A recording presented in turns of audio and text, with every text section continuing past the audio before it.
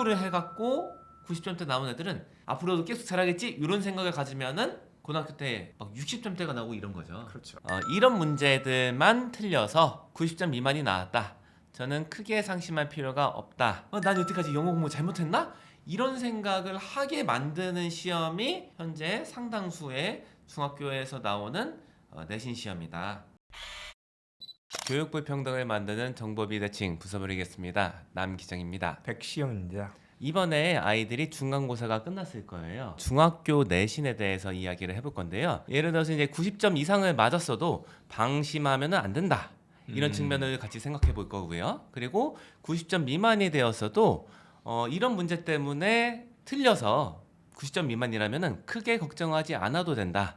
현실적인 근거에 기반한 위안을 드리고자 합니다. 말씀드린 것처럼 어떤 경우에는 90점이 넘어도 좀 살펴봐야 되는데 어떤 걸 살펴봐야 되죠? 이걸 살펴보면 될 것 같아요. 이 중학교 시험은 대부분의 경우에, 다는 아닌데 대부분의 경우에는 읽기 능력에 대해서 혹은 어휘 능력에 대해서 요구하는 수준이 크게 높지가 않다. 높지 않죠. 그래서 중학교 시험을 90점 이상 맞았다고 해서 네. 영어를 잘한다라고 생각하면은 고등학교 때 올라가서 보는 시험들에 대해서 낭패를 볼 수가 있다. 고생할 수 있죠. 요 점을 꼭 말씀드리고 싶어요.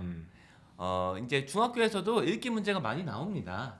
하지만 그것에서 요구하는 수준은 실은 고등학교 시험이랑 비교하면은 굉장히 낮아요. 거의 같은 영어가 맞냐라고 생각할 정도로 차이가 나기 때문에 90점 이상 갖다가 안주하면 절대로 안 된다. 그리고 변별력이 있는 요소가 중학교 시험까지는 문법이나 혹은 문법을 활용한 쓰기이지만 네. 고등학교 시험은 그렇지가 않다. 고등학교 시험은 말 그대로 가장 중요한 핵심 역량이 빠르고 정확하게 읽는 능력 그리고 어휘, 이것에 기반한 어휘이기 때문에 그것이 다르다는 점을 꼭 알아야 한다. 그러면은 반대로 점수는 좀 낮아요. 그래서 객관적으로 보면 점수가 안 좋네.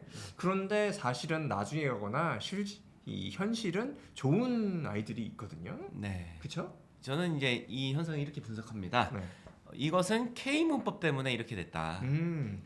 이따가 사례를 직접 보면서 말씀을 드릴 건데요. 이 K문법이라는 것은 무엇이냐면은 중학교 시험에만 대체로 나오는 굉장히 지엽적인 문법입니다. 그래서 이러한 것들은 고등학교에 입학한 후에는 거의 안 나와요.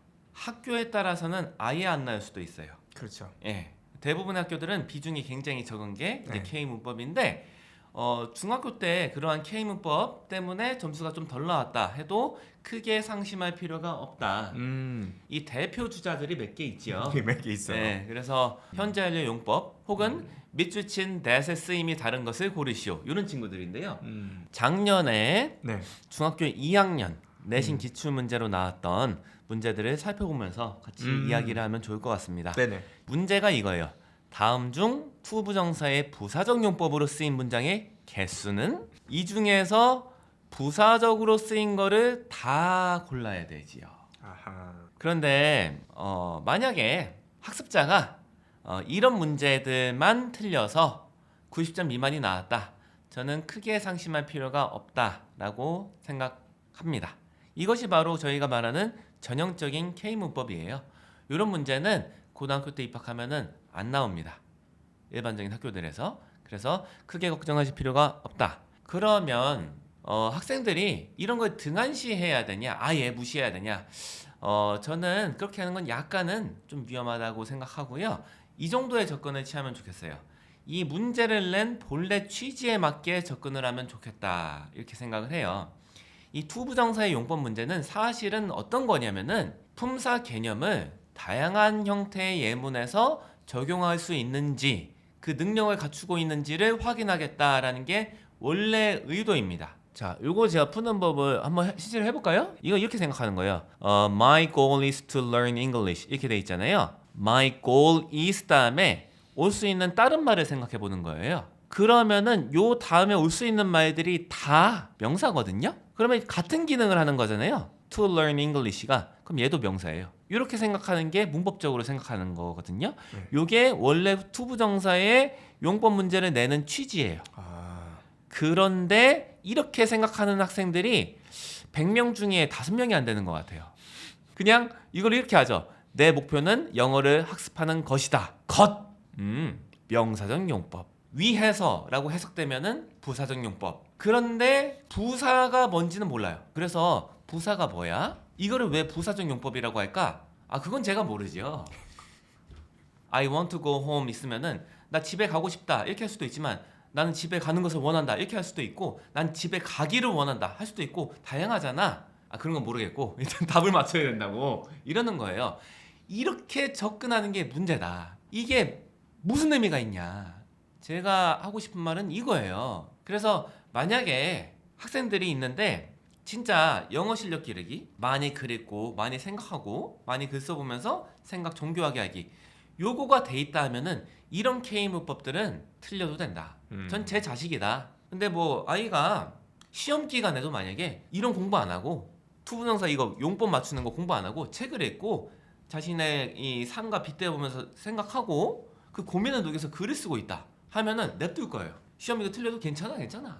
그 90점 이상 안 맞으면 A 안 나와서 저 특목고 못 가는데 만약에 진짜 가고 싶은 친구면은 그 정도는 나오게 해줄 것 같은데 제 아이라면 근데 이제 다 제 아이는 아니니까 일단은 그 점수는 맞춰주는데 일반적으로 90점 이상 맞춰주는데 이거는 접근하는 방식은 이 정도는 생각해 보시고 접근하시면 좋겠다. 만약에 이 막 외우다시피 안 하면은 이 영어를 90점을 못 맞춰요. 그래서 특목고 자사고 이런 데 못 가요. 안 가는 게 나아요. 가서도 고생 엄청나게 합니다. 왜냐? 이 영어 실력 차이가 나는 거예요. 요 10번 문제도 그런 문제네요. 이거를 어법상 옳은 것의 문장의 개수라고 하는데 원어민한테 보여주면은 여기서 요구하는 정답과는 다른 결과가 나올 거예요. 왜 그러냐? 우리의 문법의 계보가 크게 두 가지가 있는데 이게 규칙을 지켜야 된다라는 입장이랑 사람들이 많이 쓰는 게 맞는 거다라는 입장이 있어요. 이게 크게 두 가지 기조인데 대부분의 사람들은 특히 원어민들은 많이 쓰는 게 어법상 옳은 거다 이렇게 생각을 하거든요. 그렇게 하면 결과가 달라져요. 어법은 맞을 수는 있어도 이제 만약에 원어민이 들으면은 뭔 소리야 이상하다 이런 거는 많을 텐데. 그러면은 원어민도 이렇게 생각하는데 이걸 출제하신 분들은 어떤 기준으로 이거를 출제를 한 거냐 그 기준이 있어요. 그게 바로 문장의 오형식이랑 우리가 저기 말하는 품사 문장 성분 이걸 기준으로 된 거예요. 그래서 기준이 다르다. 영어를 잘 해도 이런 것들은 맞추기가 힘듭니다. 왜냐?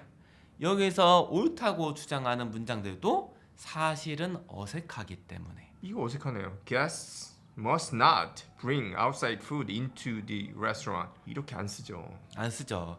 이거를 누가 이런 상황에서 must 이런 걸 쓰겠습니까? 네, 이렇게 안 쓰죠. 예. 그럼 이게 과연 어법상 옳은 거냐, 그런 거냐? 이 경계가 모호하다 이거예요. 이런 거를 초정밀도로 해갖고 이 문법 시험에 내는 거는 과연 얼마만큼의 큰 효용이 있냐? 다시 한번 좀 생각해보는 그런 계기가 되네요. 어색한데 여기 문제상으로는 문법상 옳은 문장이라고 나오는. 여기서는 오는 거라고 주장을 하겠죠. 아이들 중에 영어 좀 잘하는 애들 있잖아요. 그 친구들은 이게 납득이 안 되는 거예요. 머스트를 누가 이런 상황에 써요? 이거 틀렸잖아요. 이거 원어민들 제가 옛날에 이렇게 말했다가 원어민한테 지적받고 제가 교정한 적이 있는데 이거 틀린 거잖아요. 말할 거예요. 이렇게 굉장히 문제가 이거예요. 이런 시험을 보면은 아이들이 어떻게 느끼냐? 이 관점에서 접근을 하면은 자신들이 어학 중심으로 영어를 익혔다. 예를 들어서 책 많이 읽어서 진짜 말 그대로 빠르고 정확하게 글을 읽는 그런 능력을 잘 길러놨다 하는 친구들은 그 능력이 여기서 발휘가 되긴 되는데 크게 많이 요구되는 능력이 아니에요. 그걸로는 변별을 잘 안 두는 거예요. 중학교 시험은. 그런데 그 흔히 말하는 이 K문법 사고관, 이 세계관이 요 시험을 잘 보는데 영향을 굉장히 많이 주거든요. 그래서 아이들이 혼란스러운 거예요. 이게 뭐지 대체? 영어가 이런 게 아니었는데? 시험은 왜 이렇게만 나오는 거야? 난 여태까지 영어 공부 잘못했나? 이런 생각을 하게 만드는 시험이 현재 상당수의 중학교에서 나오는 내신 시험이다. 그리고 이제 반대로 위험한 건 뭐냐? 말 그대로 글 같은 거 많이 읽고 빠르게 정확하게 읽는 훈련을 하지 않은 친구들이 이런 시험을 보면은 만점 받을 수 있어요. 어학 기반이 아예 없으면 또 안 돼요. 어느 정도는 있고 어학 기반이 어느 정도는 있고 그 다음에 K문법 틀을 머릿속에 가지면은 만점 받을 수 있거든요. 그런 친구들도 위험하게 돼요. 아, 네, 나 영어 잘하고 있어. 나 100점이야. 너무 쉬워, 너무 쉬워. 앞으로도 계속 잘하겠지? 이런 생각을 가지면은 고등학교 때 올라가서 보는 시험들은 와장창창 난리가 날 수가 있다. 대체로 학생들이 한쪽으로 쏠리거든요. 네네. 완전히 어학 쪽으로 쏠리던가 아니면은 흔히 말하는 학습식 영어 이런 쪽으로 쏠려요. 그래서 양쪽에 있는 학생들이 다 위태로워지는 생각을 하게 만드는 시험이 이런 거다. 그럼 어렸을 때 이제 원서를 많이 읽은 친구들은 이런 시험을 봤을 때 맞출 수 있는 문법 시험은 한 몇 퍼센트 정도 된다고 생각하세요? 어학 기반이 있는데 학교 수업을 아예 안 듣는다. 그러면은 90점은 안 나올 거예요. 80점대가 나올 것 같습니다. 왜냐면은 이런 어법 문제는 거의 다 틀릴걸요? 왜냐면은 이 자연스러움을 추구하는 어법이 아니잖아요. 그러니까 기준이 다른 거예요. 이 친구들이 어법 문제 푸는 거는 많이 평소에 쓰는 거가 정답인데 많이 안 쓰는 거는 틀린 거 이렇게 인지하는데 이 출제하신 분들은 그 기준으로 문제 내는 게 아니에요. 네, 그 기준이 아니기 때문에 문제를 틀릴 수밖에 없다. 쉽게 말씀드리면은 한글 책을 좀 많이 안 읽었어요. 그러면 내신 점수 잘 안 나와요. 중등 내신 특히 잘 안 나와요. 다 이제 한글말이고 한문에 기반된 단어들이 잔뜩 들어가 있기 때문에 영어를 잘하기 위해서는 한글 독서를 어렸을 때 좀 많이 해둬야 된다. 그러니까 품사랑 문장 구성 요소를 훈련시킨 이유가 그런 게 좀 부족해도 그럴 어휘력이라든가 그런 분석 능력을 키워주는 거예요. 솔직히 말씀드리면은 이제 상당수 애들이 어학력이 좋은데 영어 잘하는 거죠. 그러니까 말 그대로 잘하는데 학교 수업을 듣는다 하면은 대부분의 애들이 그렇게 막 온갖 정성을 다해서 심혈을 기울여서 듣지는 않아요. 그래서 보통 애들이 90점 경기에 걸쳐 있다. 학교 수업 듣기 어려워요. 이 학생들이. 하는 얘기가 자 텍스트 분량이 있어요. 보통 이제 2달 정도 공부해서 2과 시험에 내거든요. 중학교 내신 시험을. 이 친구들은 그 2과에 해당하는 글을 하나하나 다 읽어서 의미 다 파악하고 자기가 그거를 요약해서 정리해서 말하거나 쓰는 거를 표현할 수 있을 정도로 만드는 데까지가 뭐 몇 분 안 걸려요. 네. 근데 그거를 2달을 배우고 있자니까 죽겠는 거예요. 그렇죠. 그 와중에 실은 이제 고도의 성실성이나 고도의 의무감, 엄청난 의무감을 갖고 있는 친구들은 그거를 이제 다 듣는데 막 비율이 많이 높지는 않은 것 같아요. 그리고 이제 이 어학 중심으로 하는 애들이 이런 시험을 어떻게 푸냐 이거 말씀드리면은 제가 한 2명 물어봤어요. 네. 지난주에. 네. 야 이거 푸는데 얼마나 걸리니? 물어봤더니 10분 안에 다 푼대요. 그러니까 걔만 그럴까? 아니더라고요. 그 친구들 하는 말이 이거를 제한 시간은 40분 정도 되는데 꼼꼼하게 검토하고 싶지가 않다. 힘들죠. 그래서 그렇게 하는 친구들은 당장의 표면적인 점수는 90점대 이 정도 나오니까 이게 학교에서 보면은 진짜 어학 기반이 약한데 요거를 공부해서 90점대를 만든 애들이랑 차이가 없어 보여요. 없죠. 근데 고등학교 올라가면 어떻게 되냐면은 그 어학 기반이 있는데 10분 내로 다 풀고 이거 90점대 나오는 애들은 고등학교 때에도 시험 점수가 잘 나와요. 그렇죠. 근데 어학 기반이 약한데 그 공부를 해갖고 90점대 나오는 애들은 고등학교 가잖아요. 걔네는 막 60점대가 나오고 이런 거죠. 그렇죠. 예. 특히 이제 학군제는 더 그럴 거고. 네네. 뭐 수능이나 모의고사는 점수가 안 나오죠. 네. 이제 학습적으로 네. 중학교 때 접근한 아이들은. 네. 지금 원서를 읽고 있는 초등이라면 지금까지 말씀해주셨던 중등 내신을 좀 대비하려면 어떤 거를 하면 좋을까요? 초등학생이라면은 뭐 원서 읽는 거 계속하면은 되고요. 일단은 거기다가 뭐 중학교 내신 시험이 이 딜레마인데 아이들 학습 감정에 영향이 있어요. 그러니까 이게 어떻게 보면 지엽성이 있는 시험이죠. 지엽적이고 고등학교랑 연계가 그렇게 잘 안 돼요. 그런데 아이들은 어떻게 생각하냐면은 중학교 시험이 중요하다고 대체로 느껴요. 그러니까 인지 부조화가 일어나는 거예요. 그래서 이런 거를 좀 방지하고자 아이들 좀 준비를 시켜주고 싶다. 초등학교 고학년 정도부터 하면은 품사 문장 성분 그거 익히면 돼요. 그러니까 이게 명사는 이름이고 뭐 동사는 동작이다. 이 정의를 머릿속에 외우라는 게 아니라 자기가 영어로 읽었을 때 이해가 되는 글이 있잖아요. 그 글에서 사용된 단어들이 어떤 품사인지를 알면은 품사가 익혀진 거예요. 그걸 하면 돼요. 그게 되면은 딱히 문법 때문에 발목 잡혀갖고 중학교 내신에서 점수가 안 나올 일이 없다. 그리고 항상 중점은 책 읽기를 중심으로 가져가는 게 맞다. 그거는 놓치지 않으셨으면 좋겠습니다. 저는 이제 이 말씀을 꼭 드리고 싶어요. 공부를 할 때 본래 취지에 맞게 공부를 하자. 꼼수, 쪽집게 강의 이런 거를 통해서 요령만 익혀갖고 점수를 만들려고 하지 말자. 이게 제가 드리고 싶은 말씀이에요. 이게 다만 같으래요. 성장이 제한적이에요. 이러지 않으셨으면 좋겠다. 어떤 느낌이냐면은 뭐 수학 공부를 하는데 공식이 써 있잖아요. 공식은 이해가 안 되는데 답을 외우는 거랑 비슷해요. 이 숫자를 외우는 거예요. 아 여기 앞에 맨 첫 번째 숫자가 38로 시작하면 답은 3. 무슨 의미가 있냐고요. 학원이나 학교의 선생님들이 많이 이렇게 꼼수를 또 알려주시거든요. 그리고 시험에 나올 것 같은 거 좀 체킹해주고 쪽집게 이런 식으로 해요. 왜 그러냐? 그거를 원해요. 상당수 학생들이나 상당수 학부모님들이 그걸 원해요.